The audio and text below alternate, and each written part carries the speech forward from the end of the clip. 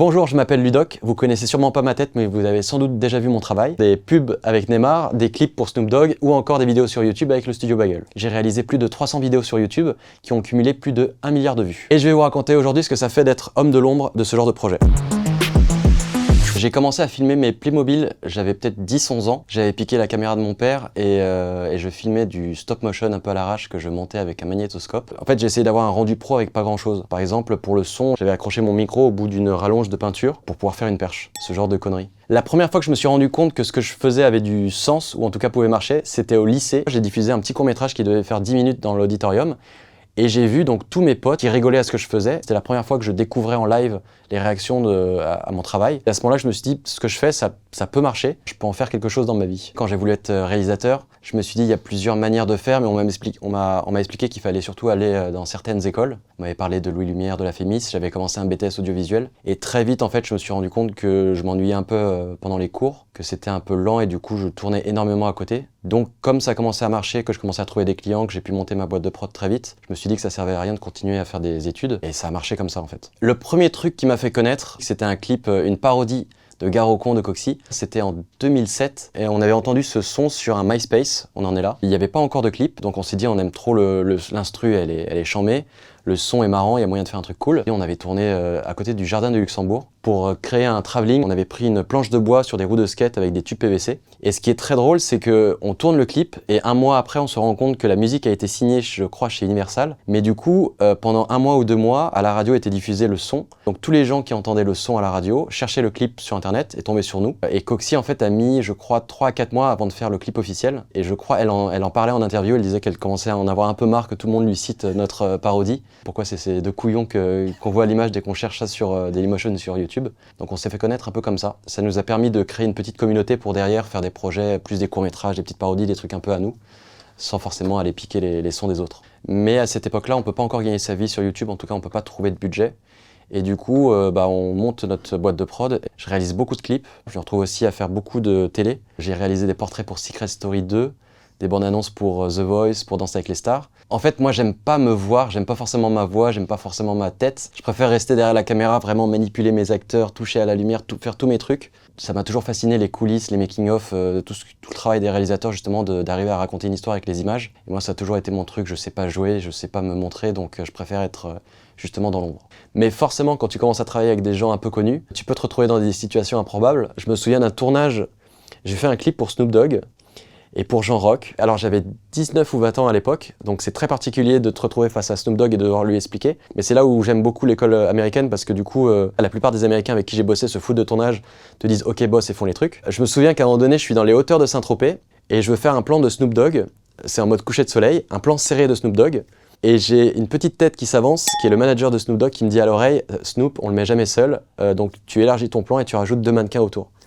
Et je fais, bon, ok, pour Snoop, donc j'élargis, plan un peu plus large, on met deux danseuses à côté, et juste après on descend. Et là on passe là où il y a toute la pétanque de Saint-Tropez. Et je sais pas comment ça s'organise, mais Jean Rock, je crois, propose à Snoop Dogg de jouer à la pétanque. Et du coup, je me retrouve dans une situation où il y a une petite émeute, toute une foule qui entoure Snoop Dogg en train de jouer à la pétanque.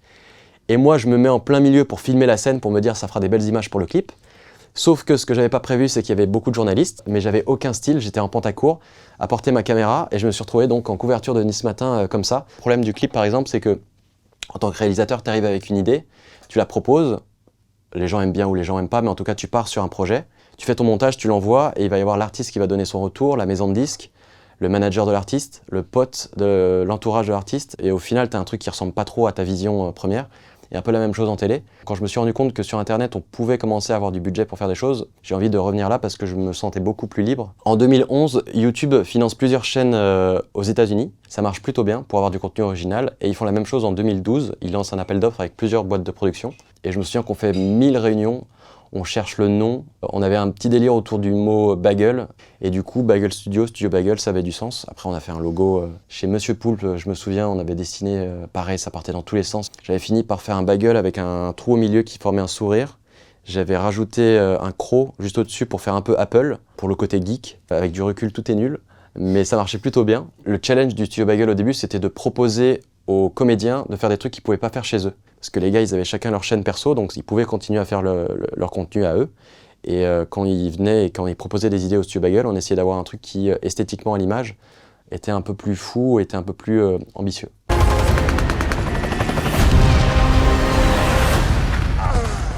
On essayait de leur dire, ok, tout ce que vous n'osiez pas faire depuis quelques années, on va essayer de le faire maintenant. Sur une semaine typique, tous les lundis matins vers 10-11 heures, suivant quand les gens se réveillaient, on avait une réunion un peu avec tous les auteurs, chacun donnait des idées. Et du coup, à chaque fois, je recevais un scénario de la part des gars et on le lisait ensemble pour essayer de se rendre compte qu'est-ce qui est possible, qu'est-ce qui n'est pas possible, avec notre budget, avec notre timing, parce que le lundi, on lançait les idées, le lundi, mardi, ils écrivaient, le mercredi, on lançait la prod, peut-être que le jeudi, vendredi, on tournait, le vendredi, samedi, on montait. Je me souviens que je faisais des nuits blanches le samedi parce qu'on diffusait le dimanche à 18 h.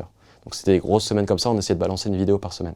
Une autre des difficultés avec les comédiens, c'est que comme ils avaient le réflexe de travailler tout seuls de leur côté, ils avaient peur d'être un peu dépossédés de leur script et d'avoir que leurs blagues ne passent pas. En fait, il y avait ce truc un peu bizarre au début, de se dire ça marchait bien quand je le faisais chez moi dans ma chambre avec peu de moyens. Si je le donne et que maintenant il y a des gros budgets, qu'on passe du temps sur de la lumière, ils avaient peur qu'on perde le côté un peu spontané et le côté authentique.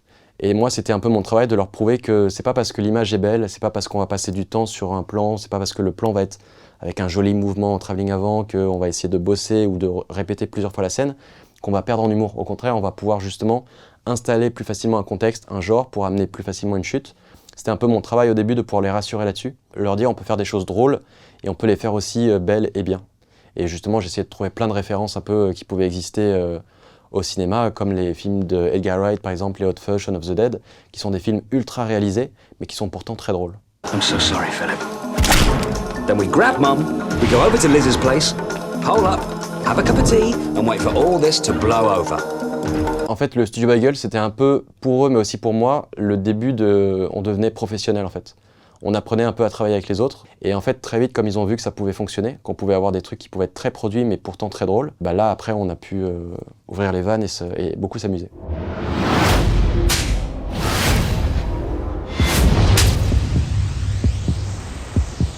En gros, le réalisateur, c'est un peu le chef d'orchestre. On lui donne un scénario, il va dire « Ok, je vais avoir besoin de tel décor, de tel comédien.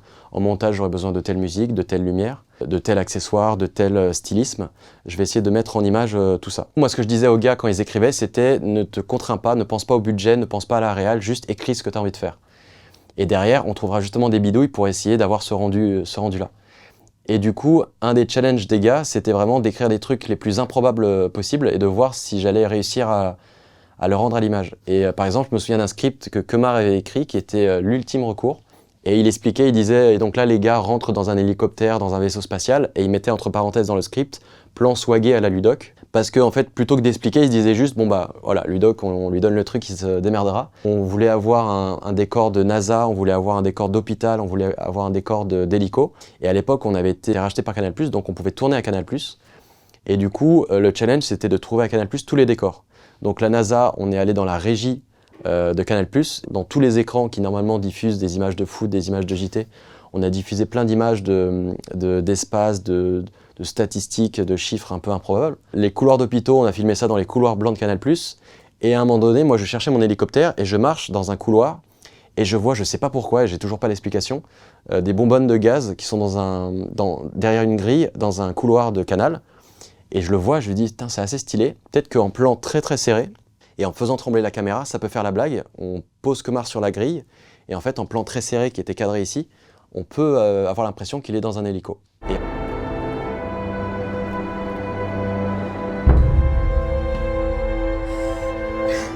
Pour moi, le travail du réalisateur, il est aussi un peu ingrat, parce que je me disais à chaque fois que si le travail est bien fait, c'est que les gens ne l'ont pas forcément vu. Parce qu'en tant que réalisateur, tu travailles aussi beaucoup sur l'inconscient du spectateur. En gros, le spectateur ou le gars qui regarde une vidéo sur YouTube, ce qu'il va retenir, c'est l'histoire. Donc il faut que toute la partie technique, donc toute la partie de réalisation, il faut qu'il l'oublie. Donc si dans les commentaires, les gens réagissent par rapport à l'histoire, par rapport aux blagues, par rapport au jeu de l'acteur, c'est que tu as plutôt bien réussi ton travail. Parce que si c'est des commentaires en mode la caméra elle tremble, le plan il est dégueulasse, il est flou, c'est que là tu as déconné. On a eu un autre sketch avec le Studio Bagel qui était une course-poursuite avec Jérôme Niel et Ludovic dans une voiture, qui devait foncer, et forcément on n'a pas les moyens de Fast and Furious. On peut avoir le budget pour avoir un peu de lumière, pour avoir un ingé son, mais pas pour avoir des voitures qu'on peut défoncer, avoir des cascadeurs, avoir plusieurs jours de tournage pour des répétitions. Donc il fallait faire un peu avec nos moyens. Et une des bidouilles moi que j'avais trouvées, c'était en gros de me dire, ok, une course-poursuite c'est quoi? C'est des plans serrés des gars qui sont en train de rouler, des plans larges de la voiture qui roule, et des plans très très serrés du gars du pied sur l'accélérateur ou ce genre de choses. Donc les plans larges, en gros, c'était des plans de voitures qui roulaient dans une ville et en fait j'avais accéléré ça à 150%. Et pour les intérieurs, ce que je me suis dit, c'est on va tourner à l'arrêt. Et en fait ça rendait plutôt pas mal. Encore une fois, c'est toute une histoire de bruitage, de flou de mouvement, de caméra qui bouge. Donc le spectateur, ce qu'il voit, c'est une course-poursuite un peu à la Fast and Furious avec du gros son à l'américaine, des gros bruitages, des scènes un peu improbables. Et en réalité, sur le tournage, c'est complètement ridicule. C'est une voiture à l'arrêt sur un parking, deux régisseurs qui bougent le coffre, moi à la caméra qui essaie de trembler, et surtout les comédiens qui sautillent sur leur siège pour donner l'impression qu'ils roulent super vite. En tant que réalisateur, tu dois tout valider en amont pendant la préparation. Donc c'est le moment où le ou la styliste va t'envoyer différentes photos de costumes, l'accessoiriste va t'envoyer différentes photos d'accessoires, le déco va t'envoyer plein de références de déco. Et je me souviens d'une anecdote où j'étais en terrasse, sur mon MacBook, j'ai mon accessoiriste qui m'envoie plein de photos de mitraillettes différentes pour un sketch qui s'appelle Le mariage gay. Et on avait des prêtres avec des guns. Bon, voilà. Et moi, dans mon rôle de réalisateur, je les mets en plein écran pour regarder un peu qu'est-ce qui serait le mieux en accessoire. Et donc, je fais défiler plein de mitraillettes. Et je suis au téléphone en même temps avec mon accessoiriste en lui disant « Ouais, celle-ci, elle est bien, elle pourrait être bien, il pourra la tenir comme ça pour le tir, ce sera nickel. » Et je tourne la tête, je croise le regard de quelqu'un qui est derrière moi, qui est en train de m'observer. Et je me mets à sa place à me dire, ok, donc là il est en train de voir un gars qui est sur son MacBook, en train de tester différentes photos de mitraillettes, et en train de dire à un gars, celle-ci elle est bien, celle-ci pour tirer elle est bonne. Est-ce que tu lui expliques, mais c'est encore plus bizarre de se justifier? Ou est-ce que tu coupes tout et tu pars, mais c'est encore plus bizarre? Une fois j'ai eu la même chose où j'ai vu un mec dans un avion qui était en train d'observer plein de photos de bombes artisanales. Et je l'ai regardé, et il m'a regardé, et on s'est un peu compris. J'ai compris qu'il était dans le métier de l'audiovisuel, et c'est des choses où tu peux te retrouver dans des situations un peu compliquées. En gros, quand tu es réalisateur, il y a 3 grosses étapes. Il y a la partie préparation juste avant le tournage. Tu as le tournage, et ensuite tu as le montage. Et le tournage, c'est peut-être la partie la moins agréable dans le sens où c'est le moment où le réalisateur doit faire le plus de compromis. Parce que tu arrives, la météo, elle n'est pas forcément bonne, le comédien, il a peut-être un peu de retard, il y a un projecteur qui a pété, donc il n'y a plus de lumière. Donc en fait, quand tu es en tournage, tu apprends à pouvoir gérer, quelle que soit la situation, à trouver des bidouilles un peu en urgence à la dernière minute. Et par exemple, j'ai une anecdote comme ça avec le studio Bagel.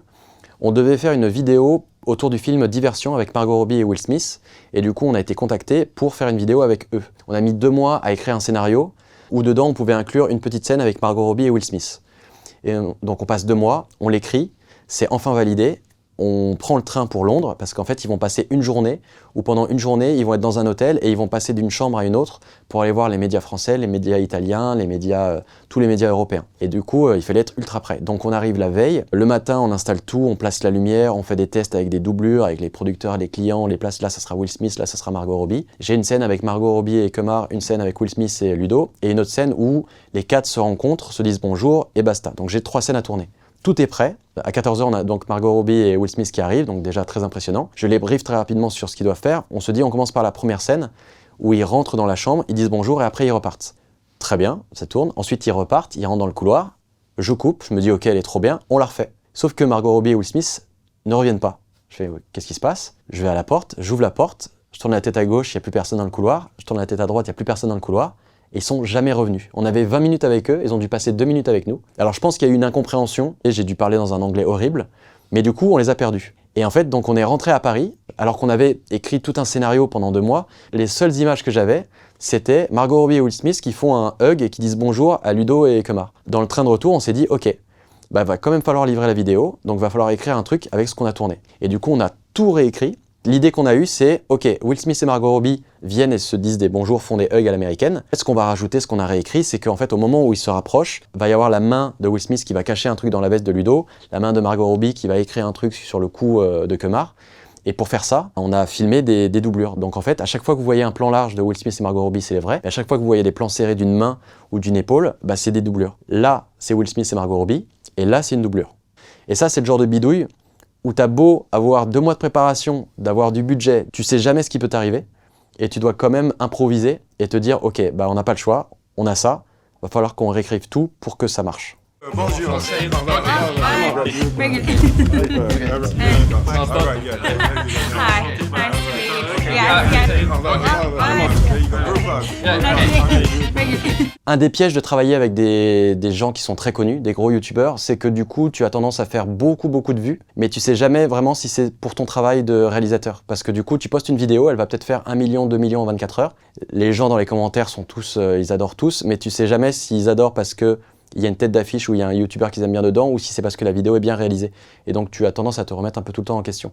Du coup le nombre de vues, en réalité, tu es content parce que tu as envie de faire des choses qui sont vues, forcément, qui sont partagées, mais tu sais pas vraiment ce que ça vaut pour toi. Quand j'étais petit, mon rêve c'était de faire du cinéma, et en fait avec le temps, mon rêve c'est devenu plus d'être libre et de créer des choses. En fait, quand j'ai créé ma propre chaîne, c'était d'abord dans le but de poster des tutos qui étaient complémentaires avec mon livre, et en fait comme ça a plutôt bien marché, j'ai commencé à me dire c'est cool, je commence à avoir une communauté, tous les projets que j'ai envie de faire depuis très longtemps mais que je n'osais pas, bah tout ça, je peux le faire maintenant, où je sais qu'il y a des gens qui vont pouvoir regarder, où je vais pouvoir continuer à tester des choses, à pouvoir me mettre en scène moi-même, et surtout d'avoir le final cut sur le montage. Et ça, c'est une liberté de ouf, parce que quand tu t'es habitué pendant très longtemps à trouver des compromis, à te dire « Ok, je vais le monter comme ça parce que ça va plaire à la personne », quand tu le fais sur ta propre chaîne à toi, bah, la durée, le budget, tous les trucs comme ça, tu t'en fous. Je peux à la fois réaliser et monter une vidéo autour de mon ascension au Kilimandjaro, tout comme je peux réaliser récemment un spot autour de la sécurité routière. Aujourd'hui, j'ai plus envie de raconter des histoires, peu importe la manière de faire. Je me considère comme un homme de l'ombre parce que je suis derrière la caméra, mais plus ça va, plus je commence à me montrer, à être à l'aise avec ça, pour essayer justement de rendre accessible un peu ce travail de réalisateur. J'ai beaucoup de potes qui me disent « mais t'as pas peur de donner toutes tes techniques, de donner toutes tes bidouilles ?» Et en vrai, pour moi, la qualité d'un réalisateur, c'est pas forcément sa technique. La vraie qualité d'un réalisateur, c'est son storytelling, c'est sa façon de raconter une histoire. Et du coup, la technique, pour moi, je peux la partager complètement parce que la façon de raconter une histoire, c'est propre à chacun. Ça s'apprend en allant au cinéma, en s'éduquant, en testant des trucs. Du coup, ça, je suis pas trop inquiète de donner un peu tous mes bidouilles. Au contraire, moi, j'ai appris comme ça. Donc, j'aurais été trop content d'avoir un gars comme moi qui partage des making-of quand j'ai commencé il y a 10-15 ans. Parce que j'aurais eu une base technique beaucoup plus rapide. Et après, bah, ce que t'en fais avec, c'est un peu ton choix. C'est ta façon de raconter l'histoire. Après, tu apprends avec le temps. Pour faire le générique, je plaçais ma caméra devant l'écran de l'ordinateur, j'allais sur Microsoft Word, je mettais les pages sur fond noir, j'écrivais mon générique donc en blanc, et je plaçais ma caméra devant, j'appuyais sur Rec, je lançais la chaîne IFI pour avoir le son, et du coup je faisais défiler sur mon écran d'ordinateur le générique, mais du coup qui faisait des trucs un peu comme ça. Quelquefois on voyait ma souris qui allait récupérer le curseur en haut, et en vrai ça rendait à peu près, c'était assez marrant.